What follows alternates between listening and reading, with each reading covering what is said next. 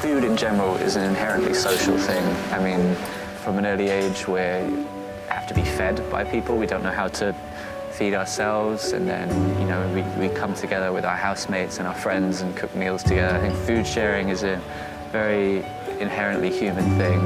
You can't really put a value on that in my mind. Food waste is a massive global issue. About a third of all food that's produced is never consumed by anyone, just ends up in landfill, never gets eaten by anybody, and consumers are up there as one of the biggest kind of contributors to the food waste. We waste 25% of the food we buy.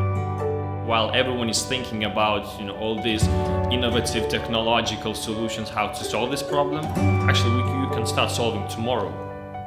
Just go collect that surplus and just share it. It's sort of been one giant snowball, really. It started off as a very small event on a little trailer out in the cold. And I remember getting very excited the first time we had a queue of people outside, and now we have, you know, about 200 people every single time showing up. There's more and more people involved, to the point where you see all these faces turning up and I don't know who half of them are.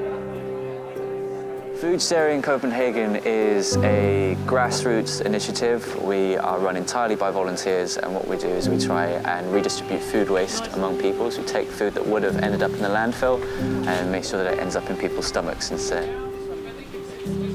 And while we're doing that, we want to challenge people, make them think differently about things such as food waste. Like doing more things than just giving people food and having them go home. Making it a full experience rather than just a market. And there'll be a few people running about, you know, making sure everything's nice and tidy. There'll be a few of us talking to people, just, you know, trying to encourage them with recipes, things that they can make from them. Just trying to make them think a bit more about the issues, because it's not just, oh, here's the food, come in, help yourselves. There's a lot that goes on behind the scenes to make that happen. The day before, we have a collection of breads, where the volunteers go to the bakeries we have deal with. We meet early in the morning with one team leader and one driver.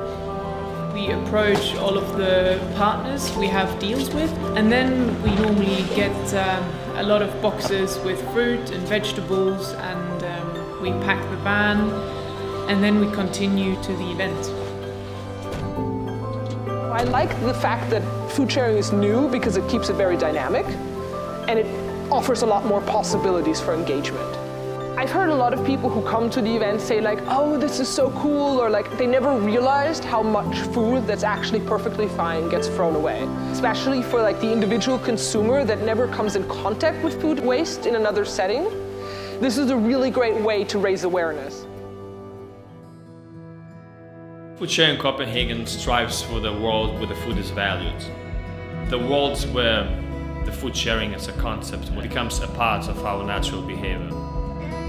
We want to provide everyone, individuals, communities, small, big businesses, no matter the size, with knowledge, tools and power to act, share food we have and the surplus of it without any compromise. Everybody needs food, so yeah, why can't we share it a bit more?